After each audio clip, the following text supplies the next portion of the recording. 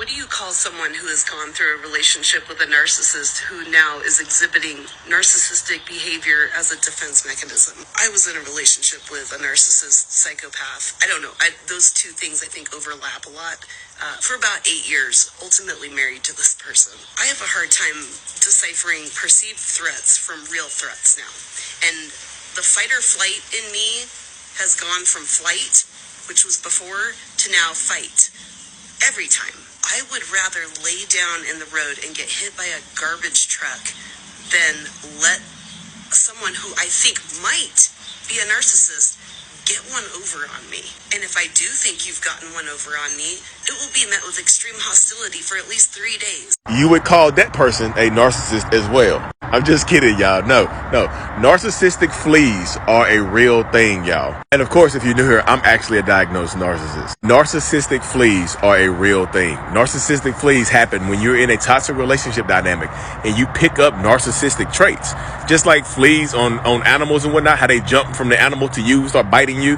That's how narcissistic traits happen sometimes when you're in a toxic relationship dynamic or you get raised by toxic narcissistic parents or, parental figures. If I'm out here rolling around with this cat, if he don't have flea medication on, if the narcissist is not in therapy, you're probably going to pick up the trait, y'all.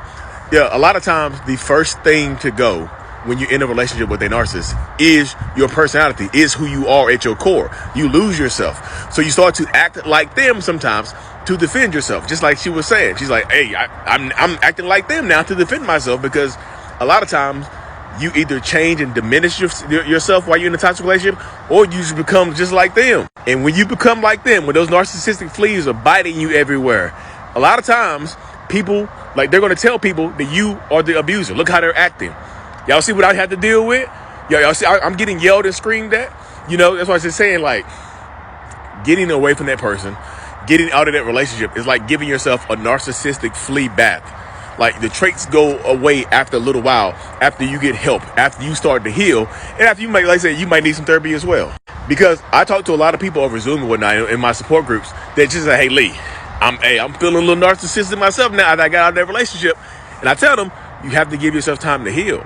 You have to give yourself time to heal from that toxic relationship dynamic, because it's like freedom shock. Like you just got out of jail, you might not know how to act. If you've been in jail for a long time, for 10 years, when you get out, the first day, your first day out, like the rappers say, your first day out, if you don't drop a mixtape, I'm sorry, your first day out of jail after 10 years, you're not going to know what the world is like.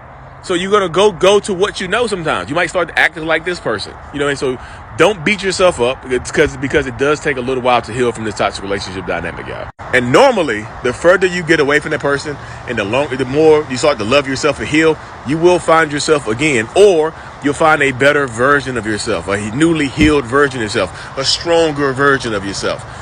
Like I said, check out the support groups and my mini courses. The link is in the bio, and sub to the YouTube channel as well. Thank y'all.